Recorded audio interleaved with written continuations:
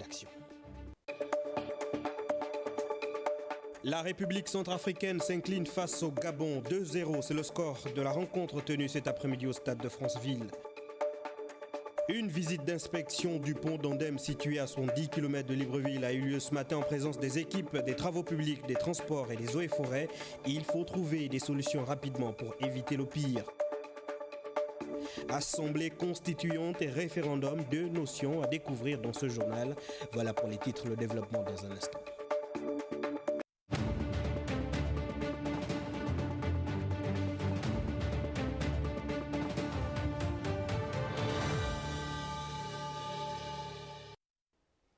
Ravi de vous savoir nombreux devant vos écrans ce soir. Bonsoir à toutes et à tous. Les Panthères du Gabon viennent de griffer les Fauves du Bas-Ubangui sur le score de 2-0 au stade de Franceville.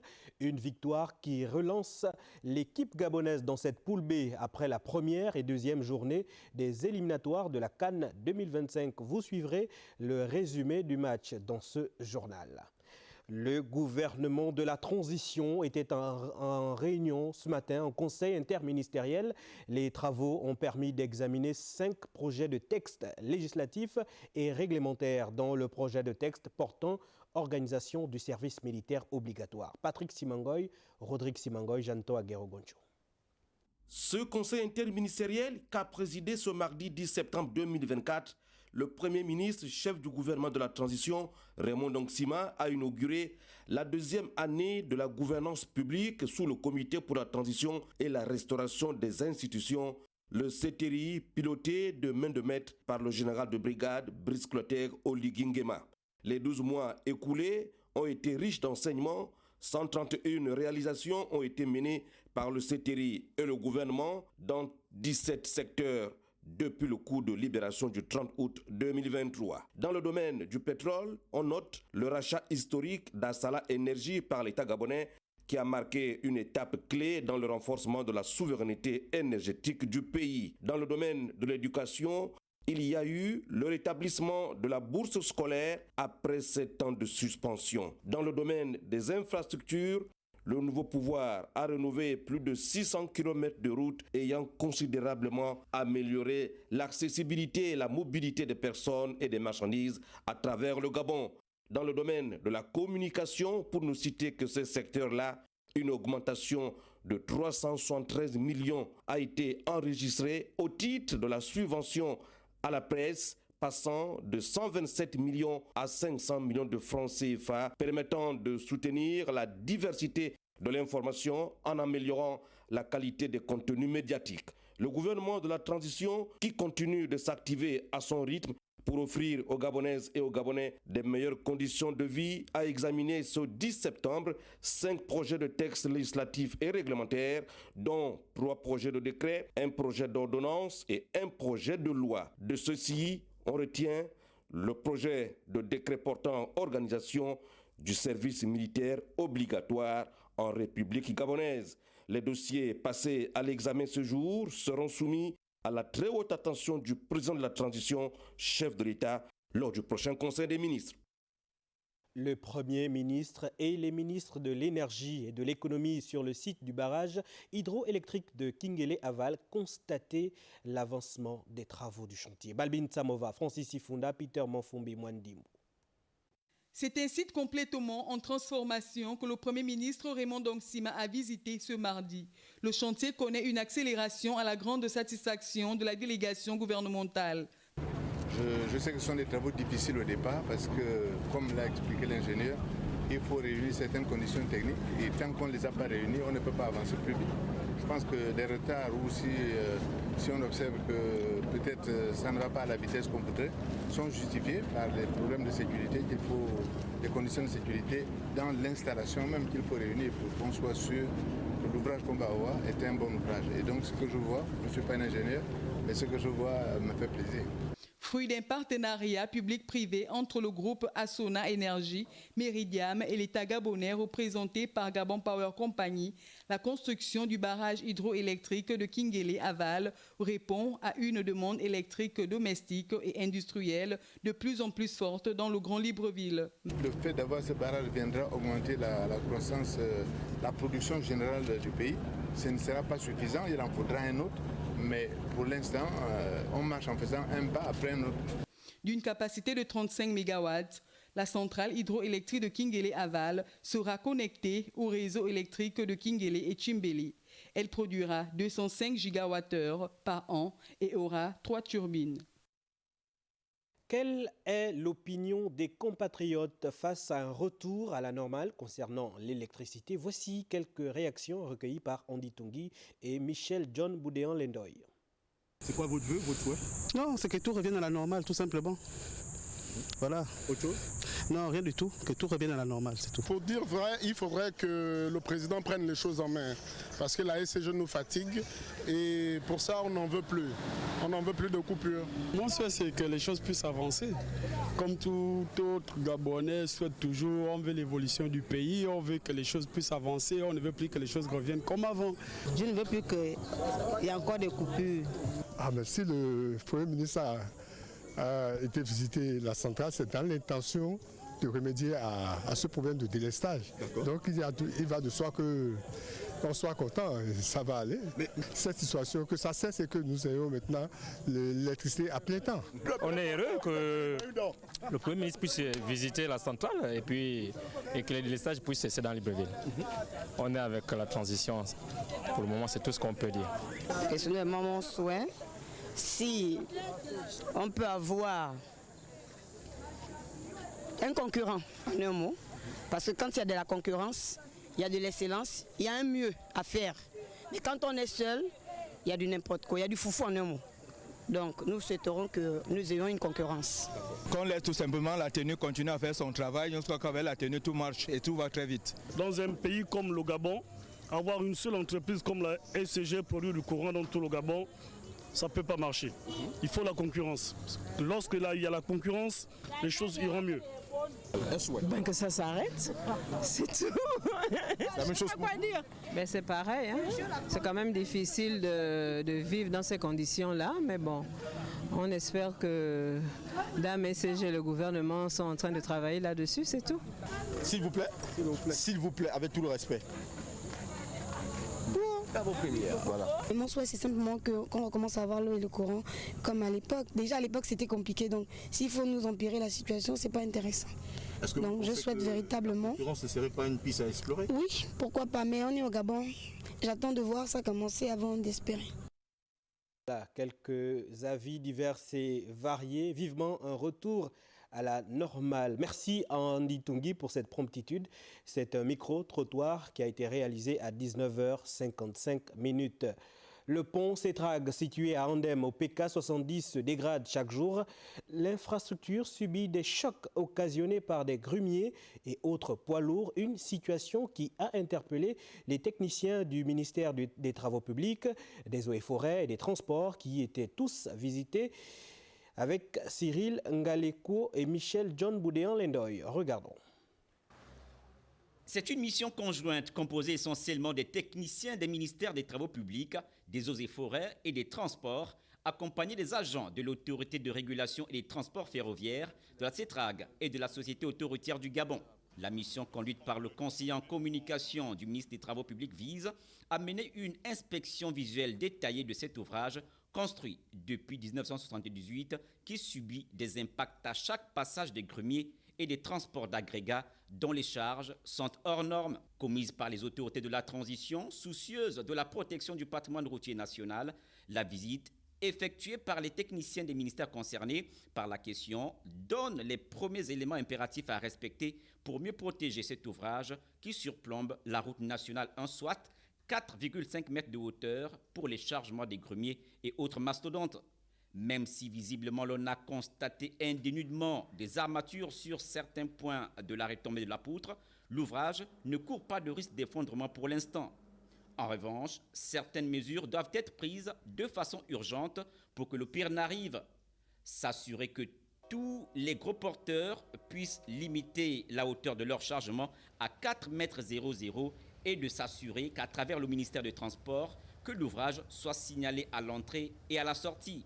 Par conséquent, il serait judicieux qu'il soit installé un gabarit de part et d'autre de l'ouvrage et prévoir des ralentisseurs à 100 mètres à l'entrée et à la sortie du pont.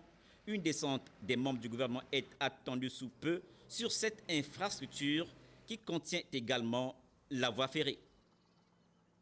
Le ministre de l'Enseignement supérieur était en séance de travail avec les recteurs et responsables des grandes écoles. Comment préparer la rentrée académique prévue pour le 16 septembre prochain? Doris Cruz-Colozué, Juste Njana nous en parle.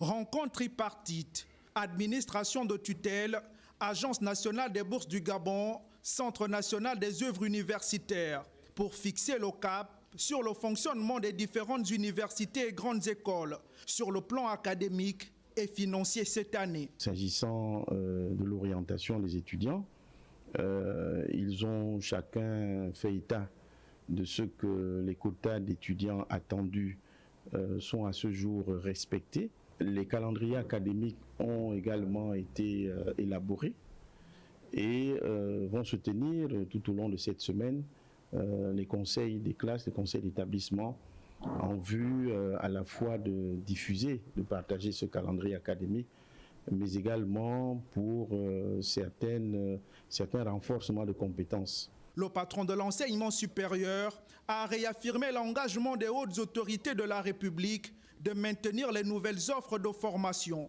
à travers l'ouverture des nouvelles filières et facultés dans les différentes structures d'enseignement supérieur. Aujourd'hui, vous pouvez étudier les sciences et les mathématiques au sein de l'université Omar Bongo. Nous allons désormais former des médecins, des techniciens vétérinaires. Nous allons former désormais des médecins à Franceville. Nous allons développer des programmes de formation de technologie et ouvrir des perspectives universitaires pour nos bacheliers des séries technologiques à Mouila. Le début des cours dans les universités et grandes écoles du Gabon est prévu pour ce 16 septembre 2024, signe de la détermination des hautes autorités de la transition de changer de paradigme en matière de respect du calendrier académique universel. Justement, à l'université Omar Bongo, on prépare déjà l'opération d'inscription des nouveaux bacheliers. Le secrétaire général a tenu un point presse afin d'édifier le plus grand nombre. C'était en présence de Jaurès Edou et Cédric Zendon. Fabiola Mengue a prêté sa voix. En ligne de mire de ce point de presse tenu par le secrétaire général de l'université Omar Bongo, plusieurs points d'orgue, entre autres la période d'inscription, réinscription, la fixité du calendrier de l'année académique 2024-2025 en vue d'une organisation efficiente des activités universitaires. Communiqué. L'université Omar Bongo s'apprête à organiser les opérations d'inscription pour les nouveaux bacheliers et de réinscription pour les anciens étudiants au titre de l'année académique 2024-2025. Ces opérations d'inscription et de réinscription vont se dérouler selon le calendrier ci-après. Mercredi 11 septembre 2024, début du paiement des inscriptions sur la plateforme www.écoleenligne.net. Les modalités de paiement de frais d'inscription constituent également la trame de cette rencontre avec les hommes et femmes des médias. Il convient de préciser que le processus de paiement de ces frais d'inscription est entièrement dématérialisé puisque les étudiants s'acquittent de leurs frais d'inscription via leur portefeuille électronique Move Money ou Airtel Money. Vendredi 18 octobre 2024, fin du paiement des frais d'inscription en ligne et fermeture de la plateforme. Une véritable innovation dans ce sens que cette année académique qui a vu des nouvelles filières ouvrir leurs portes, les nouveaux bacheliers seront reçus dans leurs facultés respectives pour des réunions d'accueil et d'orientation. Depuis le 2 septembre 2024, les cours ont repris sur l'ensemble du territoire national et une semaine plus tard, les élèves se préparent déjà pour les prochaines compositions. Nos reporters ont fait le tour de quelques établissements implantés dans la commune d'Ovendo. Voici le constat de Nathalie Abouyanoke, Médarengue. On va commencer par les cantines préliminaires parce qu'on a une chambre. Première escale de cette visite sur l'effectivité du démarrage des cours à travers le Grand Libreville, le lycée technique national Omar Bongo, où nous avons surpris les classes de terminale F3 et F4 en plein cours de génie civil. Voilà, maintenant, donnez-moi la distance IVG. Avec des effectifs raisonnables au lycée technique national Omar Bongo, l'administration décrit la lourdeur de certains parents qui tardent à s'acquitter des formalités de rentrée de leur progéniture. Les terminales ont commencé les cours lundi. En STT, je suis à plus de 98% d'inscrits. Nous avons des machines qui nous ont été livrées par Gabo Meka qui n'acceptent pas n'importe quel type de RAM. C'est double A, A4 ou A3. Les A3 pour les STI et les A4 pour les STT. Donc ça, c'est les doubles A. Si les parents veulent nous aider, c'est dans ce sens-là, pour les enfants de terminale. Maintenant, en ce qui concerne l'APE, c'est la même chose, c'est facultatif. Au collège évangélique d'Ovendo, ce sont les classes de 6e et 5e qui ont bouclé avec la prise de contact. Lundi matin, nous avons commencé avec SVT et pour terminer avec sciences physiques. Nous avons reçu un peu plus de 100 élèves orientés par le gouvernement dans notre établissement.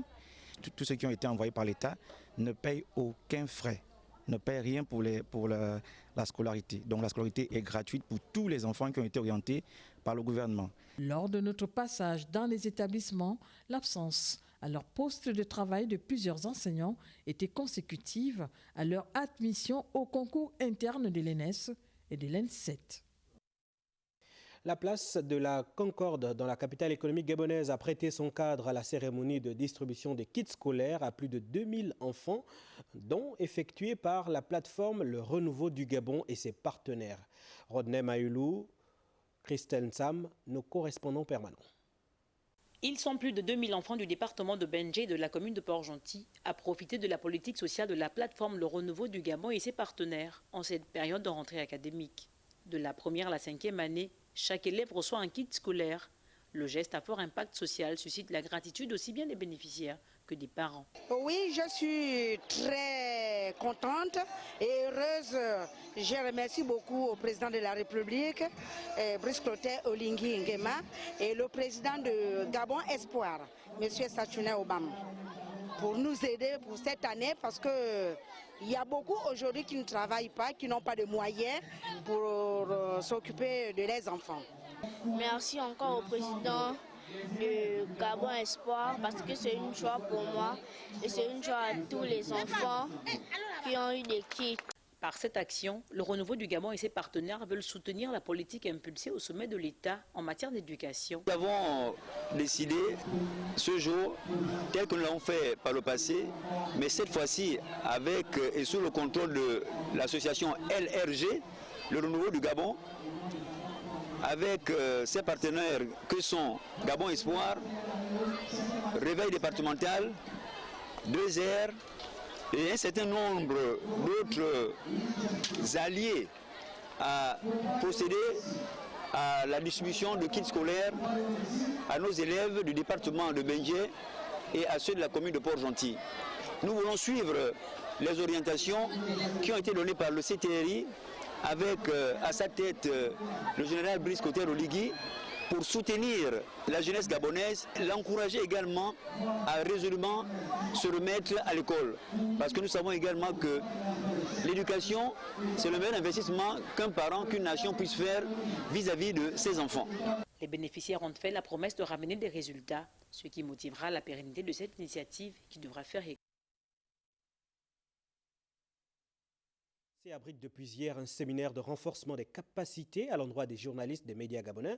C'est le secrétaire général du ministère de la Communication et des Médias qui a ouvert les travaux. Gabriel Guilalemami, chez Limané à Le Point. Madame le chargé d'affaires de l'ambassade de France, Monsieur le fondateur de l'ONG Médias et Démocratie, Mesdames et messieurs, en vos rangs, grades et qualités, mesdames et messieurs, je ne saurais commencer mon propos sans exprimer d'entrée de jeu ma satisfaction de me retrouver parmi vous. À l'initiative du ministère de la Communication et des Médias, en collaboration avec l'ambassade de France au Gabon, ce séminaire de renforcement de capacités organisé à l'endroit des journalistes des médias gabonais vise entre autres la formation de ces derniers sur le traitement de l'information en tenant compte des enjeux sociétaux actuels. Le renforcement des compétences des acteurs des médias est un axe fort de la diplomatie française. Grâce au partenariat noué avec Médias et Démocratie, Avec l'appui de Médias et Démocratie, plateforme associative des journalistes afro-européens, cette formation est l'occasion pour ces représentants des médias privés et publics de revisiter certains thèmes fondamentaux tels que l'éthique et déontologie, journalisme de solutions, information et fake news.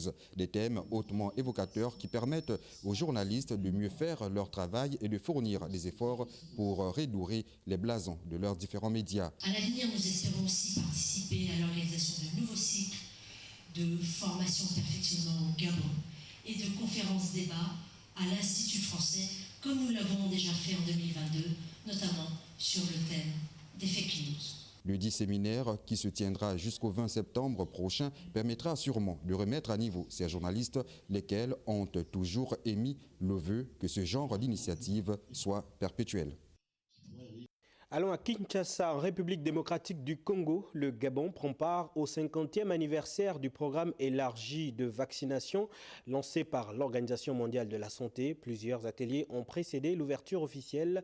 Andy Tungi Chelimane, un reportage. C'est dans un cadre convivial que le président de l'Assemblée nationale de la transition, l'honorable Jean-François Ndongo, s'est entretenu avec l'ambassadeur de la République de Cuba, accrédité au Gabon, Alex González Gracias, venu faire ses civilités et soutenir la représentation nationale pour son engagement par rapport aux enjeux de l'heure. C'est pour nous très important d'échanger comment on peut renforcer la coopération dans les interparlementaires. Nous avons une relation bilatérale très bonne, relation fraternelle, relation entre Cuba et Gabon, mais toujours c'est important d'avoir une relation interparlementaire et active. Après avoir magnifié l'excellence des relations qui existent entre nos deux États, marquées par des échanges dans les domaines de la santé, de l'éducation et de l'enseignement supérieur, le diplomate cubain a suggéré que les députés gabonais et leurs collègues de la République de Cuba travaillent en étroite collaboration au sein d'un groupe d'amitié Gabon-Cuba, un groupe qui pourrait voir le jour dans un avenir proche. On a partagé comment on peut échanger avec les délégations, on peut partager avec la création du groupe parlementaire d'amitié et nous avons convenu de travailler dans cette direction. C'est ce que je peux partager aujourd'hui, ça va être un entretien amicable. Je suis sûr que la relation de coopération interparlementaire a un bon avenir. Dans cette perspective, le président de l'Assemblée nationale de la transition, qui œuvre sans cesse pour une coopération parlementaire agissante, s'est réjoui de la création de ce groupe d'amitié qui va, à n'en point douter, renforcer les liens entre les deux assemblées. Voilà, vous avez plutôt suivi cette audience qu'accordait le président de l'Assemblée nationale à l'ambassadeur de Cuba au Gabon. Revenons sur cette activité au Congo, le Gabon qui prend part au 50e anniversaire du programme élargi de vaccination lancé par l'Organisation mondiale de la santé. Andinel Tungi Chelimane. Réunis à Kinshasa, les directeurs programme élargi de vaccination des pays africains membres de l'OMS sont réunis pour évaluer le niveau d'implication des populations dans la réduction de la mortalité par la vaccination. Besoin d'entrer un peu plus dans la vision d'amener les populations elles-mêmes à s'approprier la vaccination, parce que c'est peut-être ce qui manque, parce que la vaccination est faite par essentiellement les professionnels en général, et peut-être que le commun des mortels est plus orienté vers les soins que la prévention. À l'état des lieux des progrès des pays vers l'atteinte des objectifs de l'agenda de la vaccination 2030 et les engagements de la déclaration d'Addis Abeba sur la vaccination, le Gabon a fait de gros progrès au regard des statistiques les plus récentes. Depuis là, les décès infantiles liés aux maladies évitables par la vaccination ont beaucoup baissé. On est passé d'une incidence plus de 80 décès d'enfants pour 100 000 naissances vivantes dans les années 70 à moins de 30 décès imputables à une maladie évitable par la vaccination pour 100 000 naissances vivantes ces dernières années. Donc c'est des progrès considérables. La phase des ateliers qui précède les communications des ministres de la Santé africains s'est aussi penchée sur l'apprentissage mutuel entre pays dans la préparation et la mise en œuvre des plans de rattrapage de la vaccination des enfants zéro dose et d'introduction des nouveaux vaccins. Les commerçants sont de retour sur le trottoir, une situation qui embarrasse les autorités municipales. Florence Gloire Pongui et Jean de Dieu Mambundu ont fait le constat. On regarde.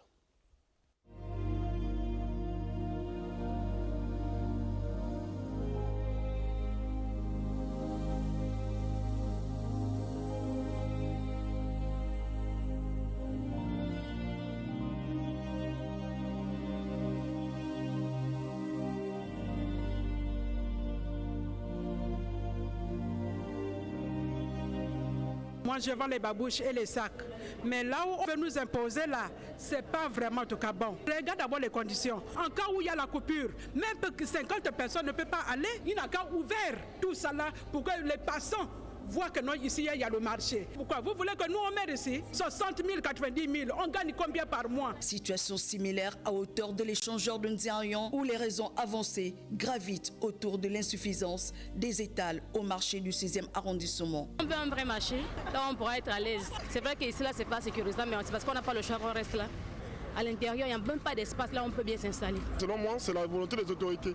Si les autorités disent qu'ils prennent par exemple tous les vendeurs du feu rouge Nzérian, on compte que bon, à partir d'aujourd'hui, tous les vendeurs du feu rouge Nzérian, on va les trouver un marché spécial. Si quelqu'un vient ici pendant plus de 10 ans, c'est que c'est ici qu'il trouve son argent. Notons que l'opération Libérer le trottoir, initiée par les autorités municipales de la commune de Libreville, vise à aérer l'espace public anarchiquement occupé, à protéger les usagers des éventuels accidents et rendre plus fluide la circulation des personnes.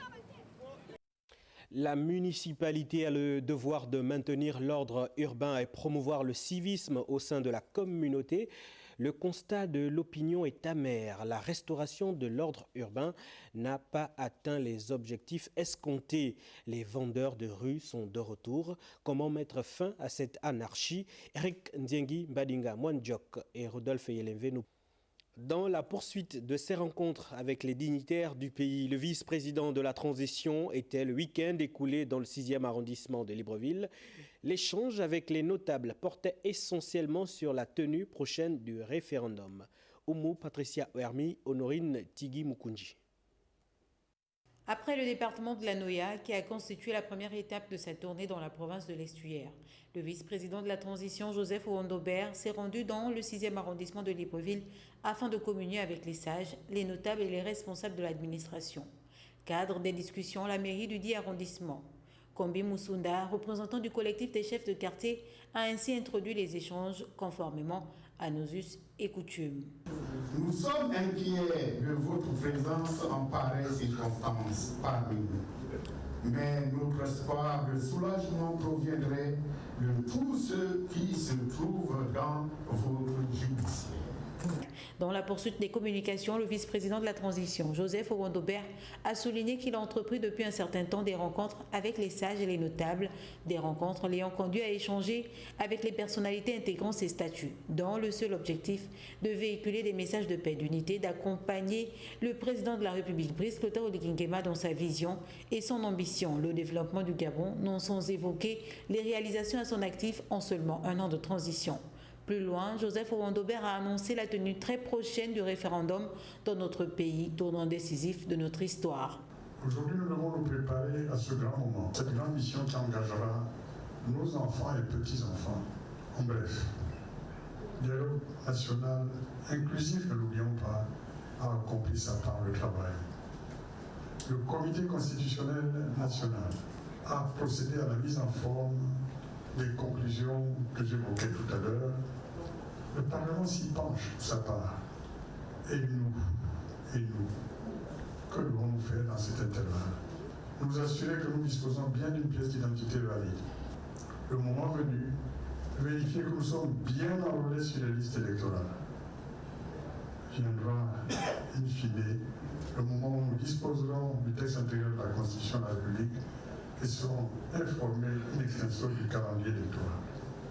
Vous savez, il ne sert à rien de vous dire votez oui. Non. Non. Votez en âme et conscience. Votez en âme et conscience. Sachez faire confiance à qui de loi.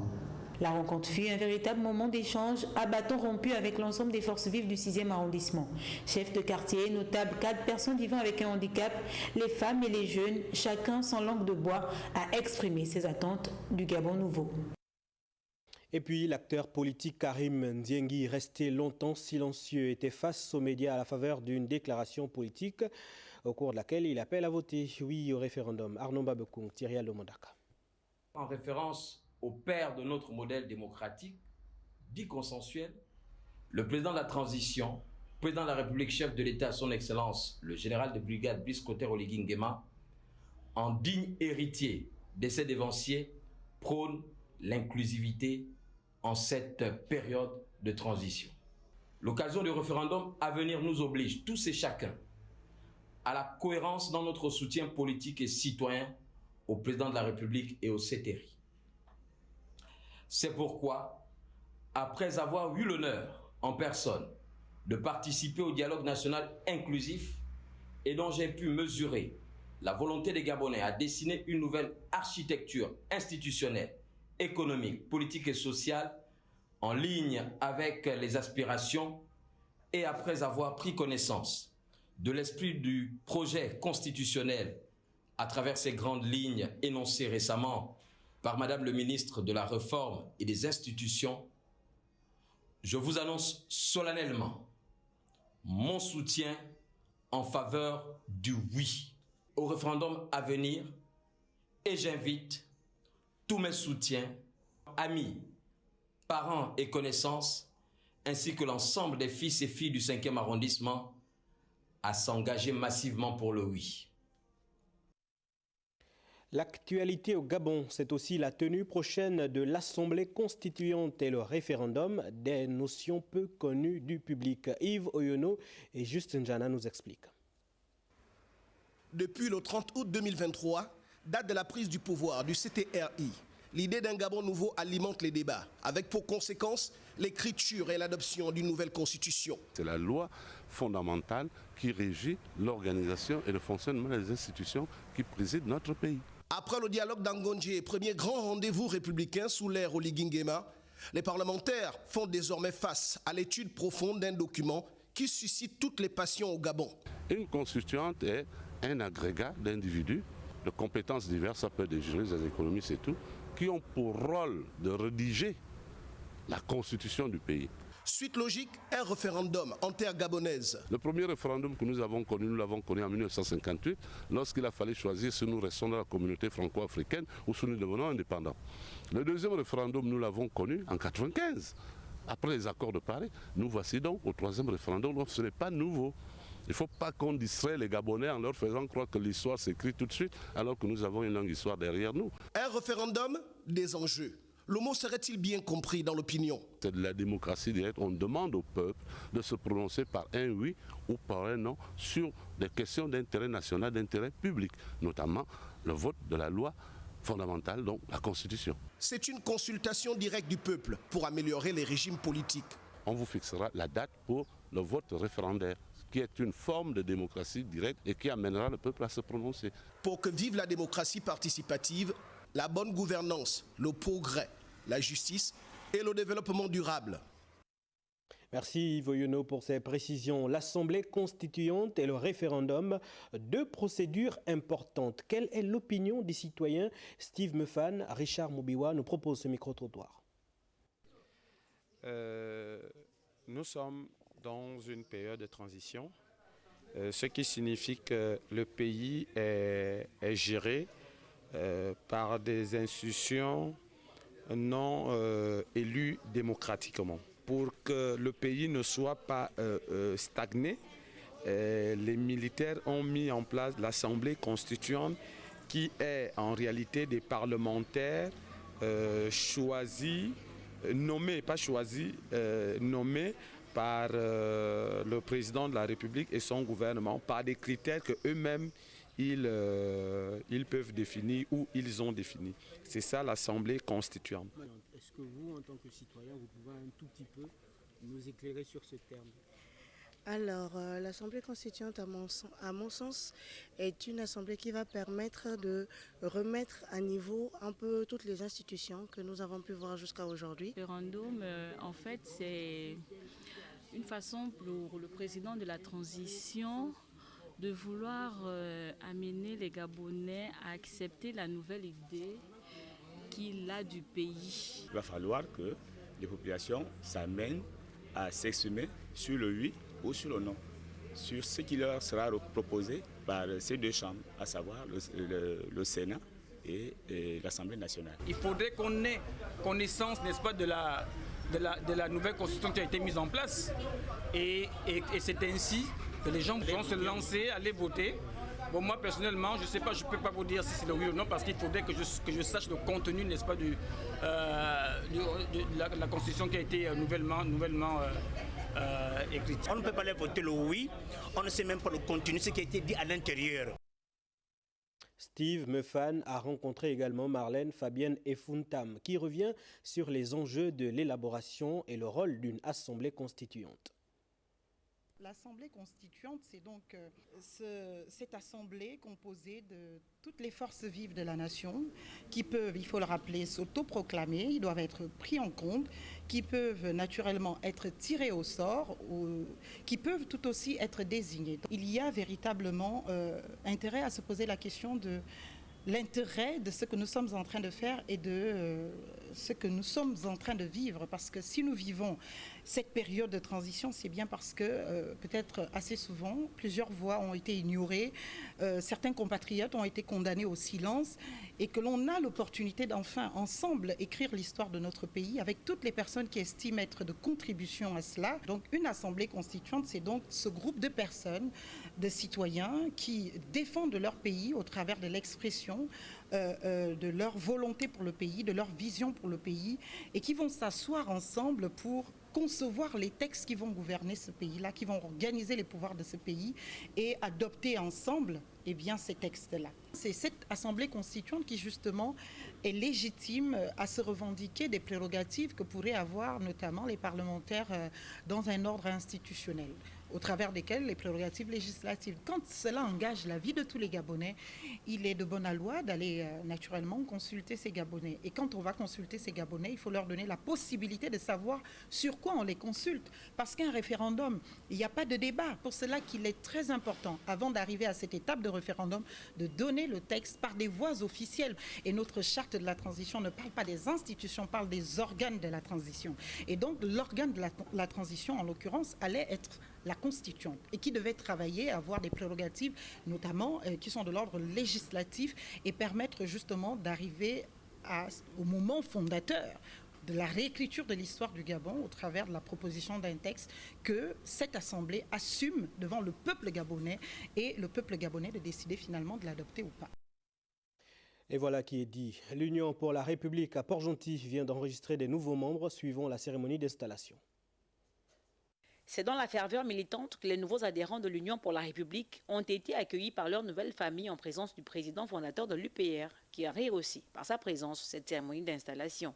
C'est avec honneur et fierté que je me trouve aujourd'hui à Port-Gentil, dans le cadre de l'accueil de nouveaux grands leaders qui ont intégré l'Union pour la République pour qu'ensemble nous puissions soutenir à travers l'UPR, le CTLI et le général Brice Clotaire Oligui Nguema. Au niveau de Port-Gentil, aujourd'hui vous voyez il y a des ténors qui sont là. Non seulement il y a Joël Pono Papé, il y a le vice-président Dako, le vice-président Ngimbi. Pour ne parler que de ceux-là, ce sont des très hautes personnalités dans la province de l'Ogooué-Maritime et notamment ici à Port-Gentil. Transfuges du Parti pour le développement et la solidarité sociale pour la plupart, les promus à la recherche de nouvelles expériences politiques ont dit être séduits par la vision du parti de Gervais Onyan, dont ils sont désormais les ambassadeurs dans le G8. Quand on veut suivre une personne, il faut suivre la personne pour ses idées, surtout quand elles sont pragmatiques. Il nous dit, venez ensemble, nous allons construire le pays. Mais construire le pays avec l'argent du pays, pas pour se faire du pays l'argent du pays. À la présidence de l'UPR, ces nouvelles adhésions cadrent parfaitement avec les objectifs de l'heure. Notre objectif, il est simple. Nous avons décidé à l'Union pour la République d'accompagner le président Brice Clotaire Oligui Nguema pendant la transition et après la transition. Ce qui veut dire que nous devons déjà être en ordre de bataille, en ordre serré, pour que quand viendra le moment de la bataille pour le référendum, nous puissions faire tout ce que nous avons à faire pour que le oui ait une victoire très écrasante. Et qu'au-delà de ce oui-là, dans les échéances électorales à venir pour 2025, à travers l'Union pour la République, le général Brice Clotaire Oligui Nguema puisse compter sur un parti duquel sortiront la plupart des députés, des maires, sénateurs et des présidents des conseils départementaux du Gabon de demain. C'est ça notre objectif, être le parti numéro 1 du Gabon de demain. Renvoyés à l'exercice de leurs fonctions par le vice-président Pono Oupapé, les nouveaux militants de l'UPR entendent s'investir corps et âme pour l'atteinte des objectifs escomptés. Et nous faisons à présent lecture de ce communiqué qui nous émane de la vice-primature. Le commissariat général au plan organise en partenariat avec le cabinet Singapour Coopération Entreprise un atelier sur le renforcement des capacités en planification stratégique destinée aux agents de l'administration publique relevant des ministères retenus sur la base des critères suivants. Opportunités du marché, potentiel de croissance, création d'emplois et diversification de l'économie. Cet atelier, qui va se dérouler en 3 phases, vise à renforcer les capacités des agents en planification stratégique en vue de favoriser la mise en place d'un système national de planification du développement aux standards internationaux. La première phase se tiendra du 12 au 20 septembre 2024 à la Chambre de commerce de Libreville à partir de 9h. La coopérative agricole dynamique de Mwanda vient de bénéficier d'un soutien. Le geste a été effectué par un fils de la localité. Voyons cela avec Joyce Lorna Awangi Ekeri, Rodolphe Elenve. Son existence date de quelques mois. Il s'agit de la coopérative agricole dynamique de Mwanda, un véritable creuset de l'unité nationale, car elle regroupe en son sein un nombre de groupes ethniques du pays, brisant ainsi les clivages ethno-linguistiques. Un instrument de cohésion sociale tel prôné par le président de la transition qui force l'admiration d'Arnaud Claubert-Lébomo, qui n'a pas hésité à répondre au nom du président à l'appel de ses braves compatriotes à la main verte. Je vous invite à la responsabilité. Je suis venu vous donner la contribution que vous avez demandée au nom du chef de l'État, pour vous permettre de multiplier ça. Mais la fierté que je souhaite avoir, c'est de revenir quand je vais venir. Je viendrai m'asseoir à cet instant. Vous allez me préparer mon commun. Un soutien qui va assurément renforcer les capacités de production agricole de cette coopérative qui veut s'implanter sur le marché altogovéen. Le nombre de femmes que nous sommes là, je vois que c'est petit. Mais si il y a l'élève, on va appeler encore d'autres femmes pour nous aider pour que l'Union fasse la force. Ce geste est donc un véritable coup de pouce pour la coopérative agricole dynamique de Mwanda qui démontre encore que le retour à la terre est une véritable source de richesse à condition d'être bien encadré et structuré. Annoncé en titre, les Panthères du Gabon se sont imposés 2 buts à 0 face aux Fauves de la Centrafrique au stade Rénovation de Franceville. Le résumé de la rencontre avec Irma Ekila. Mbanga, il arrive à trouver Koyalipou. Soleil dans les airs, loin devant. Gabon RCA, le match qu'il fallait à tout prix gagner. La faute sur Dedi Bouanga fut salvatrice. Le pénalty transformé par Aubameyang a libéré les esprits.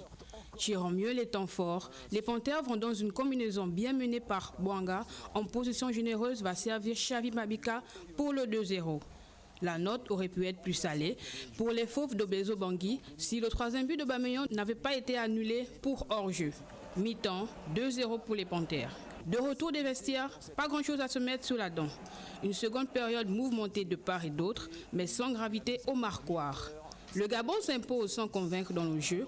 Au sélectionneur Thierry Mouyoma de gommer les imperfections pour bâtir un groupe commando qui doit absolument prendre les 6 points possibles face aux Lesotho dès le 7 octobre prochain. Voilà, bonne chance aux Panthères pour la suite. Retour sur la caravane touristique du Gabon dans la province du Haut-Ogooué. Découvrons le site touristique du lac Souba. C'est dans le département de Djouri-Anili. Arnaud Manza, Ludovic Bitegue de Koumameyon, Mireille Nsamve étaient parmi les caravaniers.